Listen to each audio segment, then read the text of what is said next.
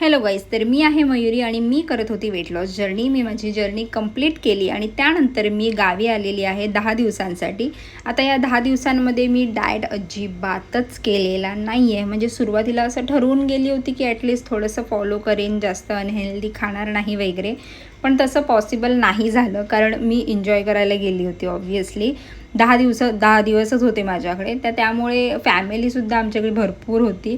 त्यामुळे एवढा स्ट्रिक्टली वगैरे अजिबातच म्हणजे करणंच पॉसिबल नाहीच झालं, कारण सगळ्यांसोबत असलं की ते जे खात आहेत तेच खातो आहे, तर हे असं सगळं चाललं होतं. आता या ओव्हरऑल 10 दिवसामध्ये मी अगदी रोज दिवसातले 3ही मील घेतलेले आहेत. सगळे फळं वगैरे आणि मेन म्हणजे मी अनहेल्दी खाल्लेलं आहे. आता मला माहीत नाही आहे की वजन वाढेल की कमी होईल की काय होईल की तेवढंच राहील. पण जे काही मी खाल्लं आहे, म्हणजे मी रोजचं 3ही जेवण केलेलं आहे. आमच्याकडे एकतर गेल्यापासूनच्या पूजा होत्या, रोज पूजा, त्यामुळे दुपारचं जेवण हे आमचं बाहेर म्हणजे जे सगळ्यांसाठी असतं तसंच झालं होतं. आणि घरी फक्त रात्रीचं जेवण. त्यानंतर आंबे, फणस, काजू हे सगळं खाल्लेलं आहे. हे तर खाल्लंच आहे. सोबत मी चायनीजसुद्धा खाल्लेलं आहे, वडापाव वगैरे हे सुद्धा खाल्लेलं आहे.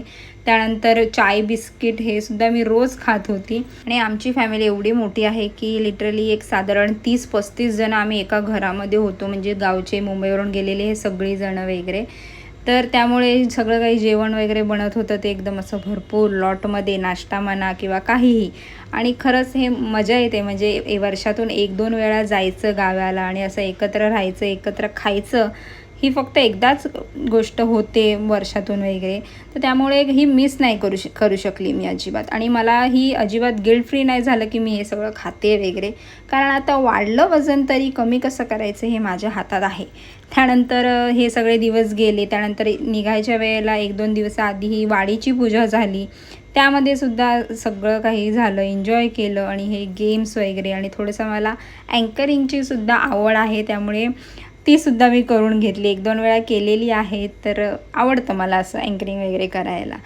तर याचं शूट माझ्या मोबाईलमध्ये नीट झालं नाही आहे, लांबून केलं, त्यामुळे असं आलं आहे. सगळी हौस पूर्ण करून घेतली आणि एकदम मजेत दिवस गेले. आणि त्यानंतर निघायच्या आदल्या दिवशी आम्ही मग फिरायला गेलो, देवगड, कुणकेश्वर हे सगळं. आणि तिथेसुद्धा मी बाहेरचं सुद्धा खाल्लेलं आहे आणि सगळं म्हणजे हॉटेलमध्ये जेवलो, आईस्क्रीम वगैरे खाल्लं. हे सुद्धा या 10 दिवसांच्या ट्रिपमध्ये माझ्या मी हवं नको ते सगळं कसलाही विचार न करता खाल्लेला आहे.